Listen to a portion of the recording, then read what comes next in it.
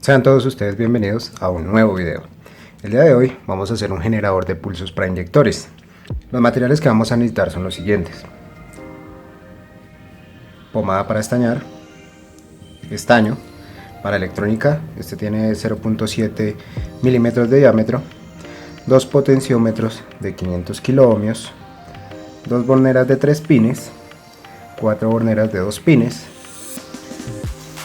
un socket o una base para 555, un 555, 4 TIP 41C, un condensador cerámico de 0.47 microfaradios a 50 voltios, un BC 558, 5 condensadores electrolíticos de 0,1 microfaradios, 3 resistencias a un cuarto de vatio de 1 kiloohmio, 4 resistencias de 390 ohmios a un cuarto de vatio y 6 diodos 1N4004 o 4007. Nuestra placa de circuito, si no saben cómo hacer esta placa, en la descripción del video les voy a estar dejando un link donde dice precisamente esta misma placa y en donde se muestra todo el proceso de fabricación de un circuito PCB impreso por el método de planchado, que es uno de los métodos más comunes para prototipos y más económicos de realizar cuando solo se van a hacer pocas unidades. Un cautín caliente, de preferencia que tenga este tipo de puntas, se llaman puntas en plata o puntas cerámicas. Lo que primero que vamos a hacer es tomar nuestra pomada para estañar.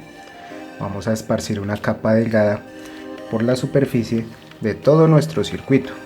Esta pomada nos ayuda a limpiar la placa antes de hacer el proceso de soldadura. Entonces, una capita muy fina, con la yema del dedo la podemos esparcir, sobre todo por los puntos donde vamos a realizar soldaduras.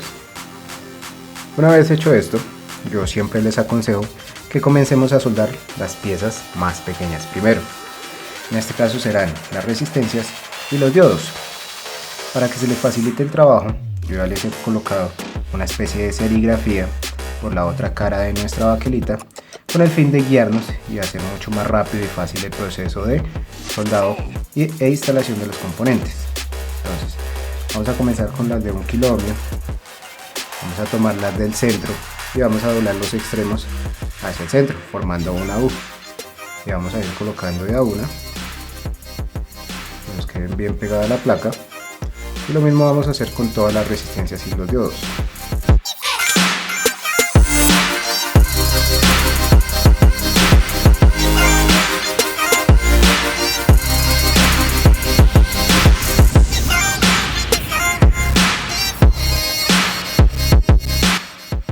Para instalar los diodos debemos tener en cuenta la polaridad del diodo. Con las resistencias no hay problema porque estas resistencias no tienen ningún tipo de polaridad, pero el diodo sí. La franjita gris de este diodo deberá ir puesta donde está la pequeña franja o la marca más pequeña en el dibujo del diodo.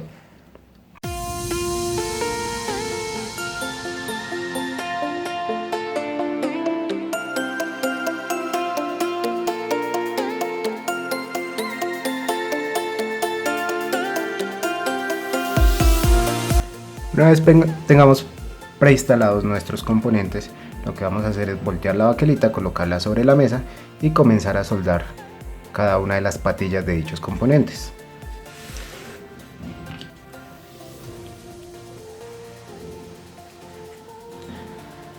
El método de soldadura que yo utilizo es tocar durante 2 segundos con la punta del cautín tanto la pista como el alambre o la patilla de mi componente, y en ese instante, cuando ya esté caliente, derretir la soldadura y retirarme con el cautín hacia la parte superior de la patilla. Así crearé una soldadura estéticamente bien presentada.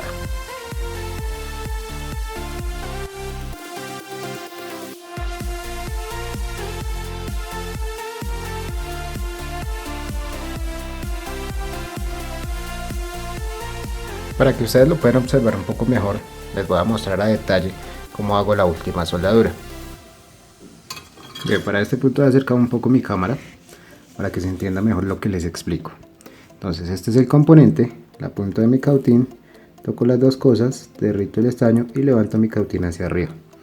Así ya dejo lista mi soldadura, estéticamente bien presentada y mecánicamente bastante fuerte.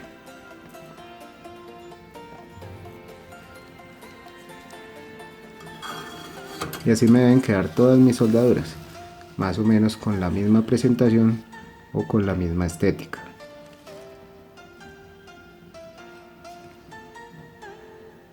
Importante cuando estemos soldando verificar que las soldaduras no se vayan a unir de pronto con las demás pistas, o en este caso con la tierra, que es todo lo que está rodeando esas pequeñas pistas. Con unas pinzas de corte o cortafríos voy a ir quitando de una vez todas estas patillas que ya son sobrantes. No necesito que mi circuito tenga unas patillas tan largas.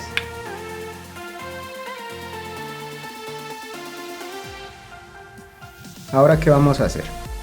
Vamos a seguir colocando nuestros componentes por orden de tamaño.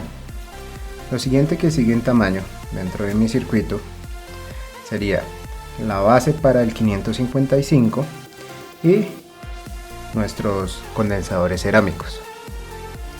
Voy a colocar la base.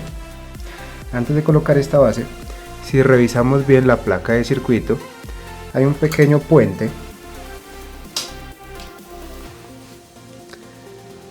que lo marqué con esta línea de color negro en el circuito.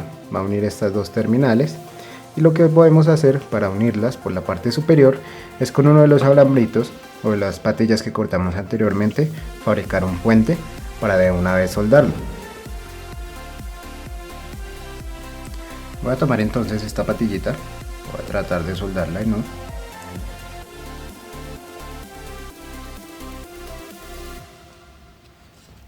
Con ayuda de unas pinzas me puede ser mucho más fácil instalarla. Un poquito ancha, vamos a cerrarla un poco más. Ahí. Vamos a tratar de introducirla por los dos agujeros que nos está marcando esa unión. Ahora vamos a colocar nuestra base para 555, verificando que todas las patillas ingresen junto con el puente que acabamos de hacer. Aquí vemos, no sé que también se alcance a ver cómo debemos revisar que nuestras patillas de la base ingresen en el agujero junto con el puente que acabamos de hacer. Y por la parte de atrás deben sobresalir un poco esas patillas para poder realizar nuestra soldadura. Una vez soldada entonces nuestra base, lo que nos restaría sería colocar estos condensadores cerámicos. Tampoco tienen polaridad, entonces los vamos a ubicar y de una vez vamos a darle la vuelta a la placa para soldarlos en su posición.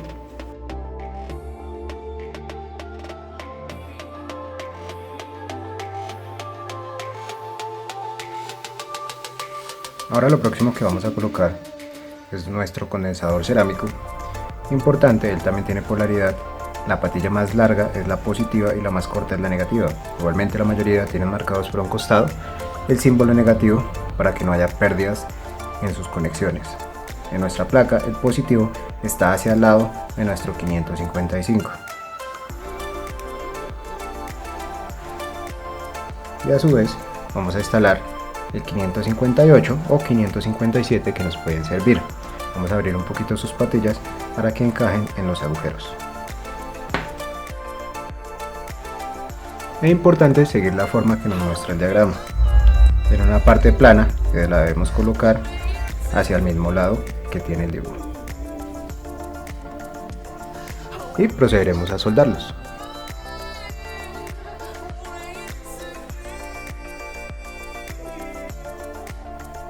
Ahora vamos a proceder a soldar nuestras borneras. Las pequeñas individuales que van acá.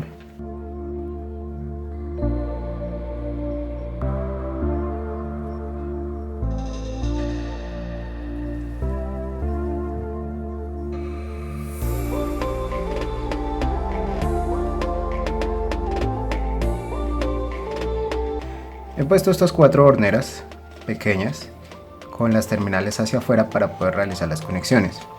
Este punto lo dejo opcional para poder colocar o una bornera o soldar directamente los cables. En mi caso, para hacerlo un poco más práctico, por si tengo que sustituir los cables de alimentación del circuito, voy a colocar otra bornera de 2 pines.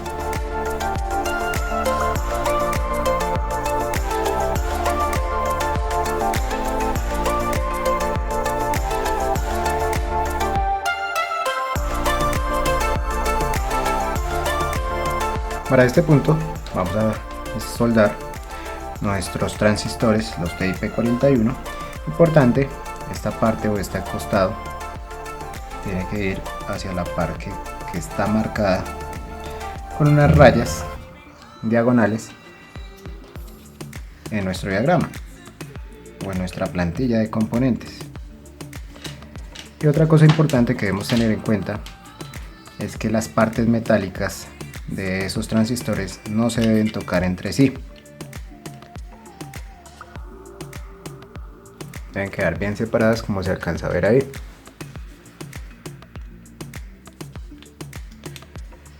Y al soldarlos debemos ser muy cuidadosos de que no se nos vayan a unir las soldaduras, ya que están bastante juntas las patillas de dicho componente.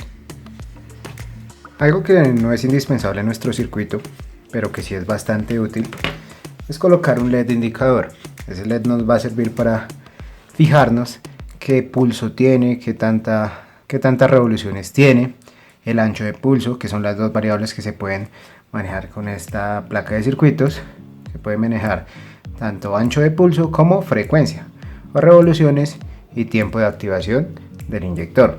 Entonces vamos a utilizar un LED y vamos a utilizar otra resistencia de 1 kilo ohmio. Vamos a colocarla acá.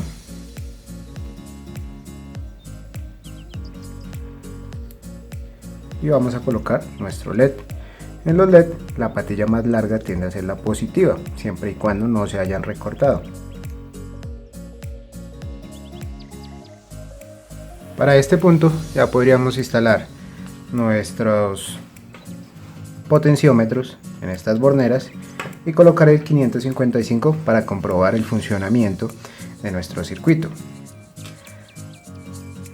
Antes de eso, y fue una opción que vi en el momento, es colocar un interruptor. Con este interruptor que vamos a poder independizar el funcionamiento del circuito de la activación de los inyectores que vamos a conectar acá a estas borneras. ¿Qué quiere decir eso? Nosotros con ese interruptor, en una posición del interruptor, podremos activar nuestro circuito y graduarlo a nuestro gusto o a nuestra necesidad, y una vez lo tengamos graduado le podremos dar positivo permanente a los inyectores para que ellos se activen, o sea, no se van a activar automáticamente o cuando nosotros conectemos nuestra placa de circuito a la batería, sino hasta cuando nosotros movamos dicho interruptor. Para independizar entonces ese circuito, voy a utilizar este pequeño interruptor de codillo o de palanquilla y un par de cables. Lo que voy a hacer es prestañar primero que todo nuestros cables o nuestros extremos de los cables para que el proceso de soldadura sea mucho más fácil. Voy a aplicar un poco de pomada para estañar en las terminales de los cables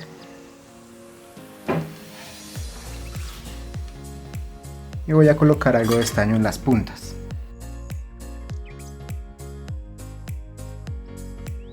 Una vez las tenga prestañadas, voy a conectar entonces, voy a soldar mis cablecitos a esos extremos o a esas terminales de mi interruptor. Las terminales que nos quedan libres las vamos a conectar a estos dos agujeros de nuestro circuito y vamos a recortar antes de soldar un poco los extremos para que nos facilite el proceso de soldadura.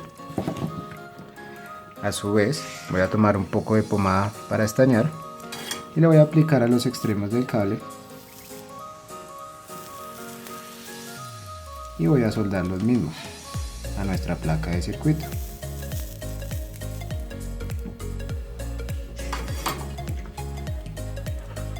Ya con esto, ahora sí, vamos a conectar unos cables de corriente a una batería y vamos a ensayar nuestro circuito. ¿Qué hice yo hasta este punto? Para este punto lo único que hice fue conectar mis cables para la batería para alimentar nuestro circuito, colocar los cables para nuestro inyector y antes de conectar completamente el inyector, porque no le he conectado el positivo, voy a verificar que mi circuito funcione. Hasta este punto, como se ve en la imagen, mi LED ya parpadea, y si yo muevo el potenciómetro, con este primero voy a controlar las revoluciones, va mucho más rápido, ahora parpadea más lento, y con este voy a controlar qué tanto tiempo va a estar activo ese LED. Entonces cada vez dura menos tiempo activo, lo cual nos indica que nuestro circuito funciona correctamente. Ahora, ¿qué vamos a hacer? Vamos a conectar el positivo del inyector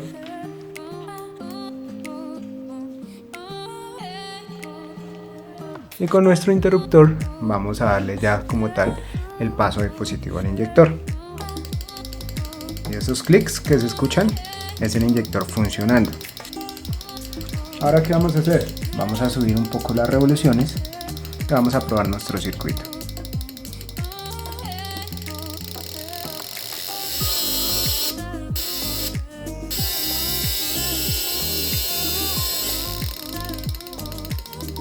Eso en cuanto a revoluciones, y ahora el ancho de pulso.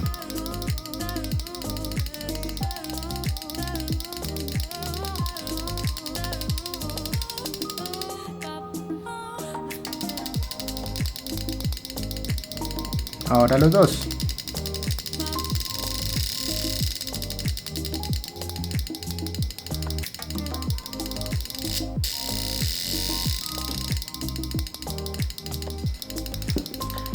Para este punto tenemos ya nuestro circuito funcionando.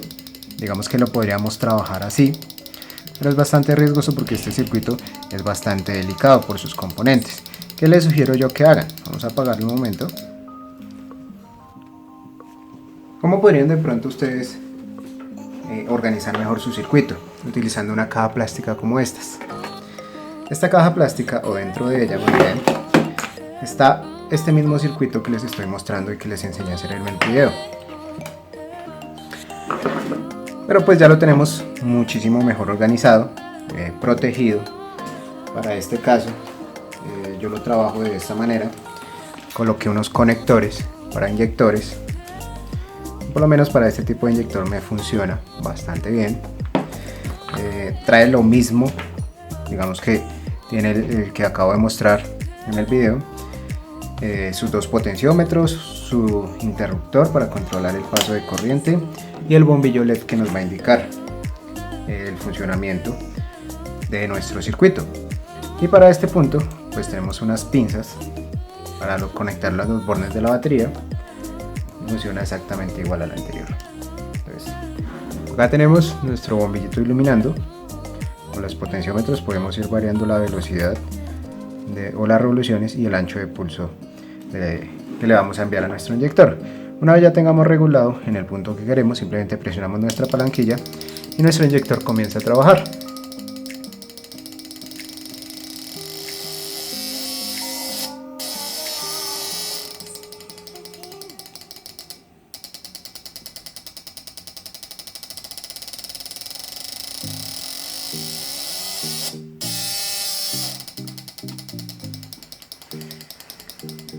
De esta manera se podría organizar un poco mejor para proteger nuestro circuito y que nos dure bastante tiempo. En un próximo video les voy a estar mostrando ya sobre un riel de inyectores y sobre un vehículo cómo se puede utilizar esto de una manera bastante práctica, bastante útil para poder hacer ensayos sobre la marcha, sobre el vehículo, o si ya tenemos abajo los inyectores, cómo podríamos complementar este generador de pulsos para crear nuestro propio probador de inyectores, nuestro banco probador de inyectores. Bien amigos, esto sería todo por ahora, espero les haya sido útil este video.